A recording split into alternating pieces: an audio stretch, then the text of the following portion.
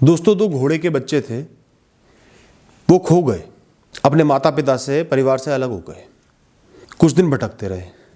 उसके बाद उनको कुछ गधे नजर आए, थोड़े से अलग दिखते थे लेकिन तो भी अपने से लगे। कहीं ना कहीं तो शक्ल मिलती है ना, चाहे 10% मिलती हो। तो उन बच्चों ने सोचा कि इनके पास जाके देखते हैं, शायद ये हमारी मदद कर दें, हमें अपने साथ ले लें। वो गधों के पास गए तो गधों ने भी उनको खुले दिल से एक्सेप्ट कर लिया, अपने साथ शामिल कर लिया। अब गधे तो गधे हैं, वो तो घोड़े बन नहीं सकते। तो वो घोड़े के बच्चों को अपने हिसाब से ढालने लगे। घोड़े भागना चाहते तो वो गधे उनको रोकते, समझाते। कोई कहता कि तुम्हारी सेहत खराब हो जाएगी, कोई कहता आराम से जियो ना, भागने की क्या जरूरत है। कोई कहता तुम मर जाओगे ज्यादा भाग के, कोई कहता तुम बीमार पड़ जाओगे। इस तरीके से जो भोजन गधे खाते थे, घटिया सी घास खा लेते थे, वैसा ही भोजन वो घोड़ों को खाने को बोलते थे। हर तरीके से वो घोड़ों को अपने साथ ढाल रहे थे, क्योंकि उनकी गलती नहीं है, उनको वही जीवन सही लगता था, तो वो घोड़े के बच्चों को वही सलाह देते थे। अब उन दोनों घोड़े के बच्चों में से एक थोड़ा समझदार था। वो जानता था कि वो घोड़ा है, समझता था कि वो इन गधों से थोड़ा सा ऊपर है। और दूसरा जो बच्चा था वो थोड़ा सा नासमझ था, वो उन गधों के साथ ढलता गया, उन्हीं के जैसा बनता गया।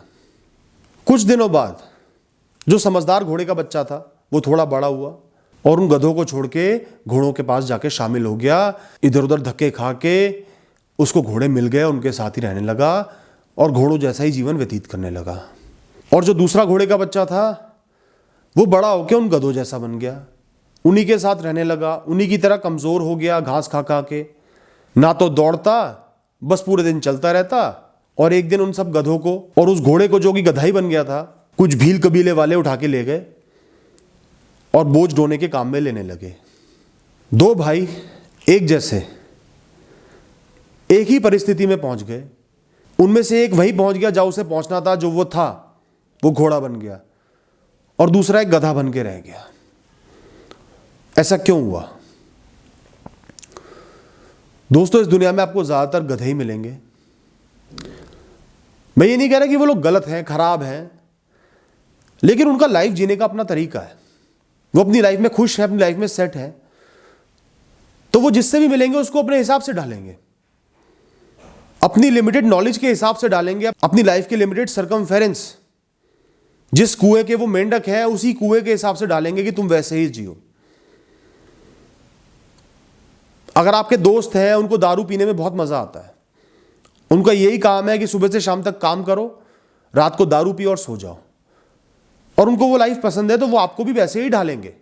आप लाइफ में आगे बढ़ना चाहते हो, दिन रात मेहनत करना चाहते हो, पढ़ाई करना चाहते हो, स्किल्स को इंप्रूव करना चाहते हो, तो वो आपको मना करेंगे, 10 रीजन गिनवा देंगे, आपको यकीन दिला देंगे कि आप फेल ही होगे और ये लाइफ ज्यादा बेटर है। किसी इंसान की नॉलेज बहुत लिमिटेड है, विजडम लिमिटेड है, बचकाने हैं। मैं ये नहीं कहता बचकाना होना खराब है, बहुत अच्छा है, लेकिन वो आपको मैच्योर नहीं बनने देंगे।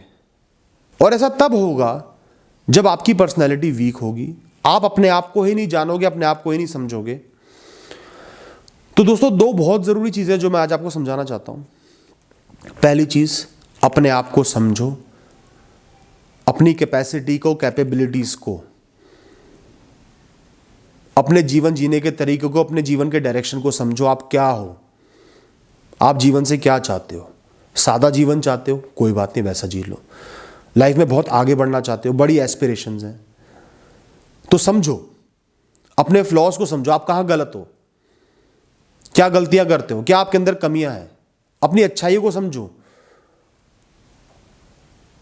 कोई इंसान पढ़ाई में बहुत अच्छा होता है, कोई इंसान बहुत स्ट्रीट स्मार्ट होता है, अच्छे से बार्गेनिंग कर लेता है, लोगों से बात कर लेता है। किसी इंसान की कम्युनिकेशन स्किल्स बहुत अच्छी होती हैं, कोई स्पोर्ट्स में बहुत अच्छा होता है, कोई फिजिकली बहुत फिट होता है। अपनी अच्छाइयों को, स्ट्रेंथ्स को समझो, वीकनेसेस को समझो, वीकनेसेस पे इंप्रूव करो, स्ट्रेंथ का इस्तेमाल करो, और जानो कि आपको लाइफ में क्या चाहिए। सबसे जरूरी ये चीज हो गई, ताकि लोग आपको गलत गाइड ना कर पाए, अपने हिसाब से ना ढाल पाए, आप कुएं के मेंढक बन के ना रह जाओ।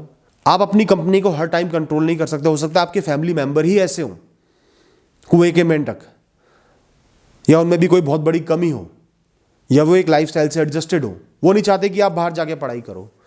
उन्हें लगता है कि बाहर जाके पढ़ाई करने वाले बिगड़ जाते हैं, ये कर लेते हैं, वो कर लेते हैं, सेक्स कर लेते हैं। ये उनके दिमाग के सोचने का तरीका है, उनकी लिमिटेड सोच है, क्योंकि वो आज तक बाहर नहीं गए। 4 लोगों ने गलत बात बोली तो उनके दिमाग को यही लग रहा है। लेकिन आपकी कैपेबिलिटी, आप पढ़ने में बहुत होशियार हो, बाहर जाके पढ़ाई करना चाहते हो, आगे बढ़ना चाहते हो, तो अपने आप को जानना बहुत जरूरी है उनकी बातों में, ताकि आप ना आओ, उनको समझा पाओ, और समझा भी ना पाओ तो अपना डिसीजन ले पाओ। दोस्तों, दूसरी चीज है, कोशिश करो कि अपनी कंपनी को कंट्रोल करो।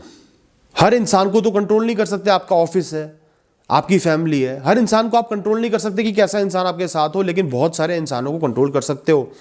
आपका फ्रेंड सर्कल, किन लोगों के साथ आप उठते बैठते हो, एक्स्ट्रा टाइम स्पेंड करते हो। फैमिली में भी कुछ एक लोग अच्छे होंगे, समझदार होंगे, कुछ एक लोग मूर्ख होंगे, कुछ बहुत बैकवर्ड सोच के होंगे। मैनेज करो ज्यादा टाइम पॉजिटिव लोगों के साथ, जो आपको सीख दें, मोटिवेट करें, प्रोत्साहित करें। ऐसे लोगों के साथ टाइम स्पेंड करो जिनके साथ आपकी नॉलेज बढ़े, बहुत नॉलेजेबल है, आपसे बातें शेयर करते हैं, आपको समझ में आती है, उनके साथ बैठो। कोई ऐसा इंसान है जो सुबह से शाम तक आपको कहता है कि मेरे साथ ड्रिंक कर ले या पार्टी कर ले, समझो कि ये गलत है। वो इंसान गलत नहीं है, लेकिन आपके लिए गलत है, आपकी लाइफ के लिए, आपके फ्यूचर के लिए गलत है। आज तो वो बहुत अच्छा लगेगा, जो इंसान दिन भर पढ़ाई कर रहा है उसके साथ पढ़ाई करना तो अच्छा नहीं लगेगा, जो इंसान पार्टी कर रहा है उसके साथ पार्टी करना अच्छा लगेगा, लेकिन आपका फ्यूचर बर्बाद हो जाएगा। तो अपनी कंपनी को थोड़ा बहुत कंट्रोल करना बहुत जरूरी है, और अपने आप को समझना जरूरी है। ये 2 चीजें अगर आपने कर ली सही, तो आप निश्चिंत ही लाइफ में आगे बढ़ पाओगे, अपने सपनों को, एस्पिरेशंस को, एम्बिशंस को पूरा कर पाओगे। थैंक यू दोस्तों, ऑल द बेस्ट।